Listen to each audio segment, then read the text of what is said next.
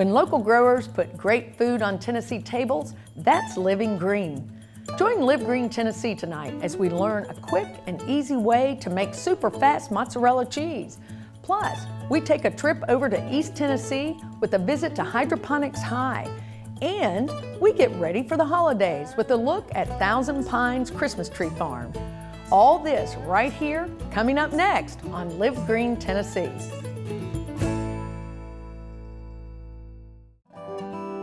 This program is brought to you in part by Tennessee Department of Agriculture. This fall, there's fun worth finding just about every day at Tennessee farms, farmers markets, fairs, and festivals. You'll find corn mazes, pig races, farm animals and friendly faces, honey to eat, and fall colors that are a feast for the eyes. Whether you're looking for the perfect pumpkin or just a good scare, find yourself on a Tennessee farm with picktnproducts.org. and by the U.S. Department of Agriculture, Southern Sustainable Agriculture Research and Education,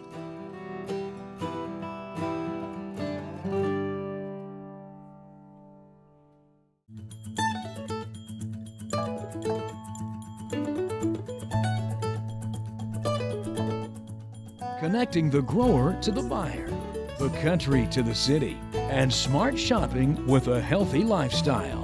It's Live Green Tennessee. Hello, I'm Becky Magura, sitting in for your host, Melinda Kiefer, and I am proud to bring you stories from across our great state on tonight's Live Green Tennessee. What if we told you that with only 45 minutes and a few ingredients, you could make a mozzarella cheese, which is low in fat, full of vitamins and minerals, and has been said to aid in the protection of breast cancer? Well, here's your chance. Paula Butler, owner of Standing Stone Nubians Farm in Gallatin, Tennessee, teaches all sorts of classes on many kinds of homemade cheese. And recently, Live Green Tennessee's Todd Jarrell visited with Paula to learn about her super fast mozzarella. Welcome to Standing Stone Farm. I'm Paula Butler, and we're going to make mozzarella cheese today. And we can start with just cold milk and end up eating hot, wonderful mozzarella to be ready to put on a pizza or anything you want to do with it in an hour. You ready to make some cheese? First thing we're going to do is use citric acid. Citric acid is going to help us in the process of this fast mozzarella to bring up the acid levels. It's derived from citrus fruit, and it goes in while the milk is cold. We're going to make a super fast mozzarella, and that's going to help us do it in no time. So we're going to go ahead and sprinkle in 2 teaspoonfuls of citric acid to 1 gallon of milk. We're going to make sure that we stir it, no whisking, but you do want to make sure we completely distribute it through the milk. Next, while the milk is still cold, we're going to add kid lipase. It is a fat enzyme that helps break down the fat in the milk itself. I like to add a half a teaspoon. If once you make your mozzarella and you're used to making it, you decide that you wanted a little bit stronger flavor, go ahead and add a little bit more. This is going to give us the flavor and aroma. If you want to get technical, it actually gets in there and splits up those fat molecules. If you're a vegetarian, you can leave it out. Just know you're going to lose a little bit of that mozzarella flavor. Little trick I like to do, whenever I add a product to my cheese, I like to turn my spoon upside down.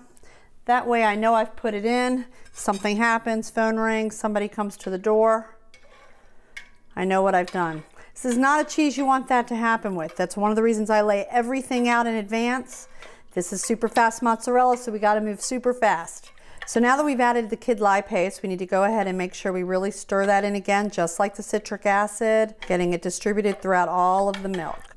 And we're going to bring it up to 86 degrees before we add in anything else. And I'm going to go ahead and turn down my flame. Don't want my cheese getting too hot before I can get all these things in it. And because we are right on the stove top, we need to keep stirring. We need to bring it up to 86 degrees, and we are there. And we need to add the calcium chloride now. We're going to go ahead and dilute the calcium chloride. 1 teaspoon of calcium chloride into a 1/3 cup of water. Cold water in here, never hot. And we're just going to pour this right into our milk. And pour it right into the milk, and you want to make sure that's one that you get stirred in very quickly before it keeps heating up. Want to make sure it gets a chance to get through into all the milk throughout the whole pot. And now we're going to do the same thing with our rennet as we did with the calcium chloride. We're going to put a 1/4 teaspoon of rennet into a 1/4 cup of cold water. Going to pour that in. And again, we want to quickly stir this. Make sure we get it all throughout the milk. Now that we have put in all of our ingredients, we can go ahead and turn the heat back up and wait for the magic of cheese. One of my favorite sayings is that cheese is milk's leap towards immortality, and I really believe that. So let's get our thermometer. So it's really important we keep track of the temperature. We don't want it to get too hot. Our next goal is 105. But what's really cool is almost always at about 103 is when we're going to get those curds and whey. It's looking great. It's exactly what I like to see, those curds and whey separating, the whey starting to have a little bit of clear color instead of the milky color. Starting to get a little curd and whey action going on. And we are at 102. There we go. Let's go ahead and turn off the heat because it's going to just continue to get warm. I'm going to put the top on it, let it rest, and we'll finish in just a second. All right, so they look wonderful. Our curds have rested for about 10 minutes. Let's give them a good little stir and see how they look. Look at those beautiful curds. Love it.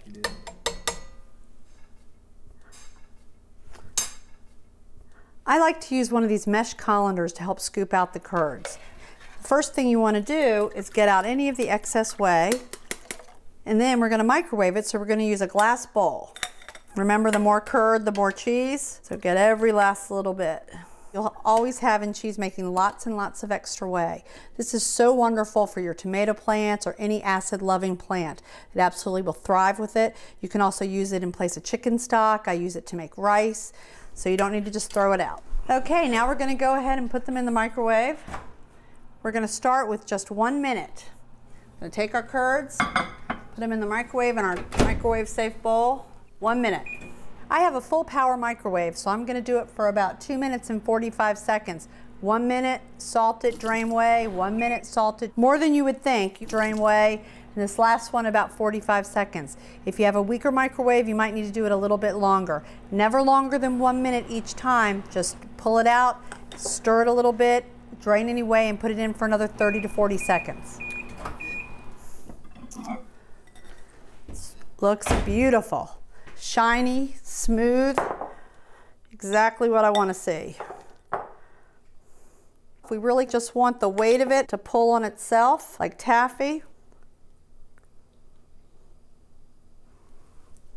Okay, so now we've got this beautiful hot mozzarella, and we have several options. My personal favorite is just to eat it hot, and it will probably be your family's too. But if you want to save it for later, you can just shape it into a ball.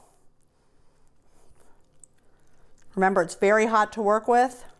If it bothers you, just get some neoprene gloves, heat-resistant ones. You can buy them just about anywhere online. Some stores even carry them in department stores and chef stores. You can make nice little ones. We're going to drop the cheese that we're shaping into little balls right into a cold water bath. Just to firm them up, that way we can use them. Perfect for using in caprese salad like this. Or we made a few larger rolls and balls that we can use for caprese salad sliced, or our all-time American favorite, pizza.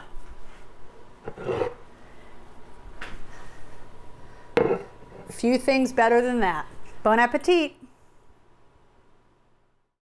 Here at Live Green Tennessee, we are always looking for people and programs that are ensuring agriculture continues with the next generation. Looking towards the future of farming, students in Mountain City, Tennessee are enrolling in the Johnson High School Alternative Farming Center.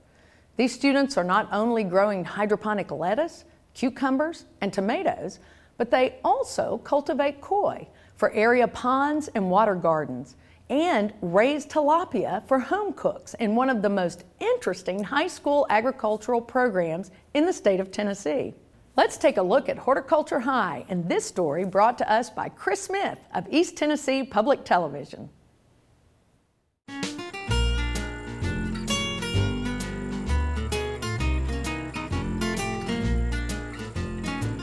I'm Harvey Burniston Jr. and I'm the horticulture teacher and one of the FFA advisors here at Johnson County High School. I started this position in January of 1982. At that time, our program was in danger of being closed down. We had very low enrollment in agriculture. It was mainly an agriculture production, agriculture mechanics program. After we started revamping the program, and then we added horticulture, and then we added hydroponics and aquaculture to our curriculum in the 90s, and that's kind of when our program exploded. We teach courses anywhere from horticulture, leadership, hydroponics, aquaculture, agriculture mechanics, animal science, forestry, wildlife, agriculture science. So students have many courses. They can actually start out as a freshman and take us every semester, all 4 years of school. We teach students to go into the workforce or to go on to college and to become agriculture professionals. And we have agriculture professionals ranging from teachers to soil scientists to environmentalists to agriculture communications experts, salespeople, people that work for loan institutions, and I could go on and on. My name's Hannah Duggar, and I'm serving as the East Tennessee FFA Regional President, and I am a senior this year at Johnson County High School, and I've been involved with this Alternative Farming Center agriculture program ever since I was a freshman, so 4 years now.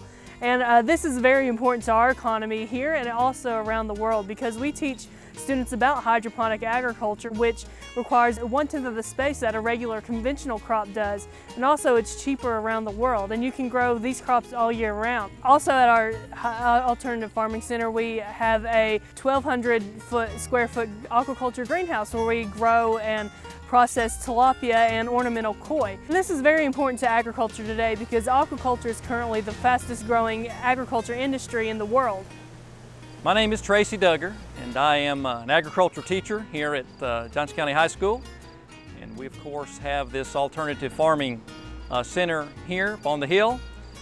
Counted a privilege for me to be able to be a part of this. I do manage the aquaculture facility where we are running around 20,000 tilapia and about 1,000 koi.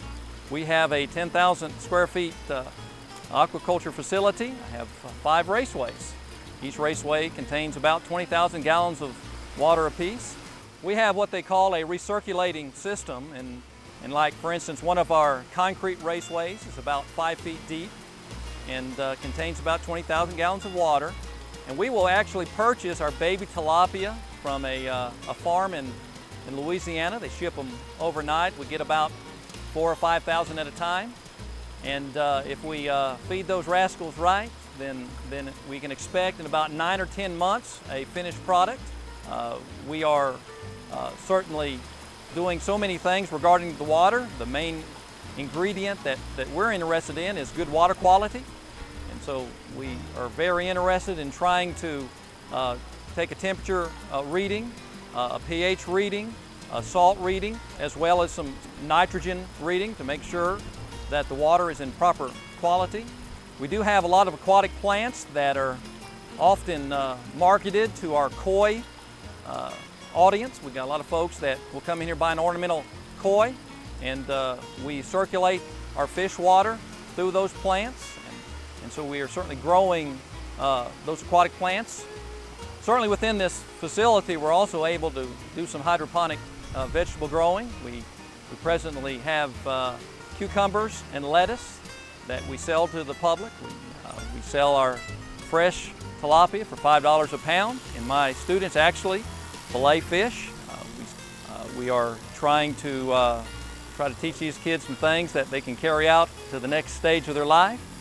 Certainly it is the case that this program was built, alternative agriculture, a lot of things when I grew up here, a lot of traditional agriculture like tobacco and dairy and things like that have went out of this county. And we are trying to maybe help the community and looking at other ways in which they can use their resources in an efficient way. What we originally started this for, like I said, was to show students and farmers how to revive the small family farm. The small family farm in this area are going out just like they are all over the United States and in Tennessee. And Tennessee is one of the strongest agriculture states in the country. And a student and a small family in the Aquaculture Center, which is a 5th-acre greenhouse, can make as much money today as farm families in the past had to have 200 to 500 acres of land. We've had visitors from over 40 states and 20 foreign countries. Some come to see the aquaculture part, some come to see the hydroponics part, some come to see the education part and how we integrate with academics. When I first came into this program, I thought, wow, what is this? It really stinks over here up in the fish farm. And because I didn't know what it was, I saw fish, yes, I saw fish, but I didn't understand the importance of it at all. But as I continued to work in the fish farm and work in the hydroponics and the horticulture aspect of our high school, I learned that, hey, this is feeding the world basically. We feed people in our community and people come from other communities to buy from us. And I learned how to effectively run a business, how to give tours, and how to process food and how to package food. Very useful aspects in life that will help me as I continue in my career. People from all over the United States, all over Tennessee come, and when they take a tour of our facility, they find out that high school students are better than what they read in the newspaper. You know, 95% of these kids today are wonderful kids. They have a lot more stress this day and time than we had when we were growing up, and they are really learning how they integrate chemistry and biology and government and English and public speaking, everything that you can think of academically into our program.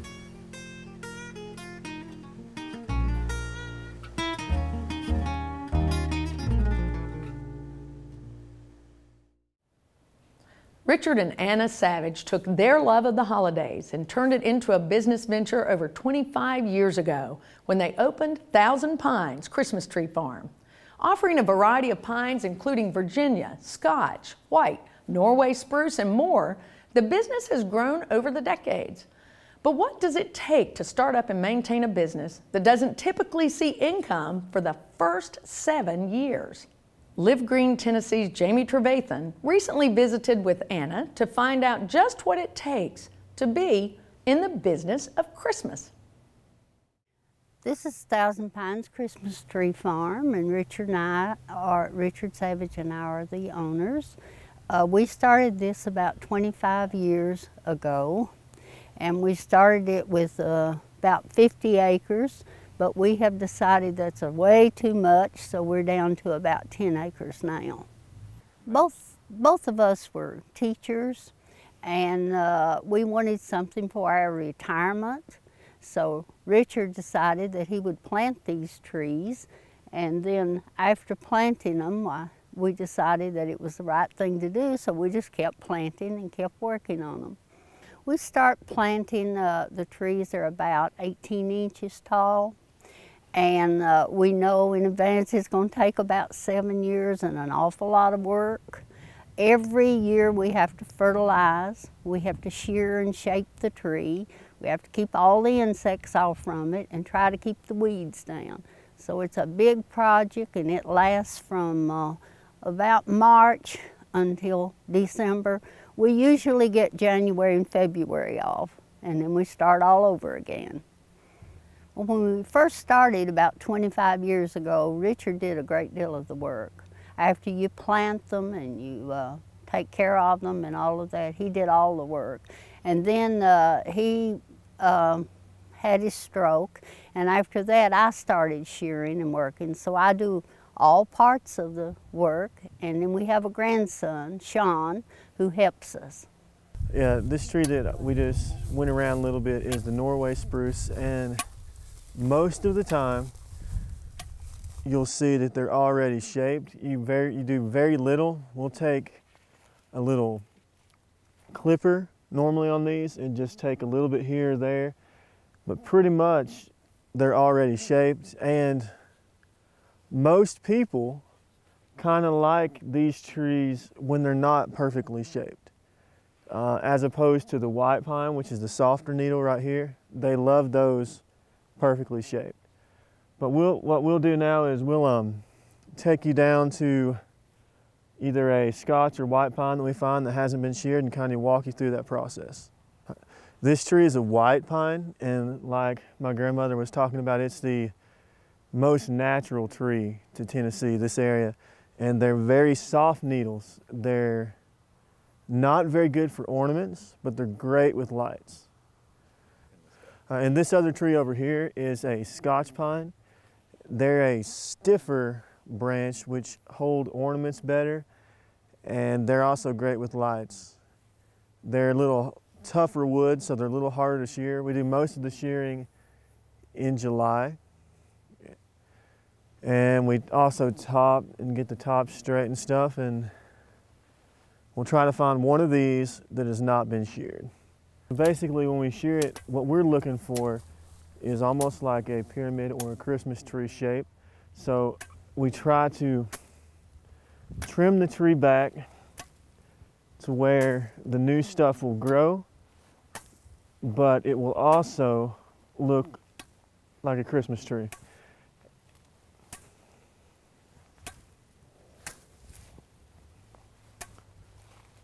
The trees that we don't sell, we're not going to sell.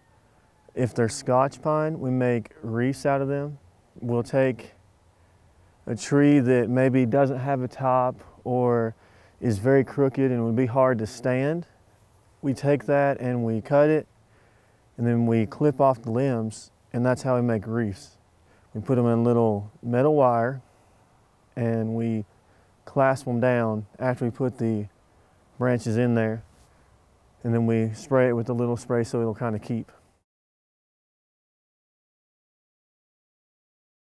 We come out and Richard always does the bush hogging and everything is cleaned. Sean and I come out and we do the trimming of the trees. We do it with a big machete knife, and we have to have them just like we like them, so it takes a while for that. After that, we be sure that there's no briars or weeds around them, so the little children will come in and have a great time when they select their tree. So it's a busy season. It's a busy year. We learned that it was a big job. We want our customers to feel that they're just standing here ready to cut, and you know, you can take them home and enjoy. But it takes a long time and a lot of work to get them ready for the customer each year. We had a customer that came this morning. He'd been here for the 14 years, and he said he really enjoyed coming back, and he couldn't wait until we opened. Well, we really don't open until Friday after Thanksgiving, but we also are choosing cut so people can come and tag their tree early and get their special tree, so that they will know that they have the very one they want. So everybody tries to beat everybody else. Our trees, we have two prices. We have the $30 tree, which is up to about 7 foot, and then the rest of our trees are $40. When you get a real tree, you get a different tree every year. You don't have to put up the same tree and look at it. You can get the shape you want, you can get a different type of tree, and it just makes it, to me, more like Christmas, and the good Christmas smell of a tree. Our Virginia pines smell wonderful, so they really make you get into the Christmas mood. Actually, we had a fire out here, but we managed to put it out, and I mean, it's times like that when things almost go horrible that you realize how lucky you are sometimes to stop some things, and how blessed we have been as a family, and just getting to know my dad and my grandpa and my grandma. If it wasn't for this farm and the things that we've done together, I wouldn't know them as well. It's really been a bonding experience, and it's something we all share in common. We all have held in common for a long time. We hope you'll join us next time on Live Green Tennessee, when we will visit Spoil Me Smole Pet Treats in Watertown and bring you more exciting news about Tennessee markets, farmers, and businesses who are making the move to eating fresh and living green possible for all of us, right here next time on Live Green Tennessee.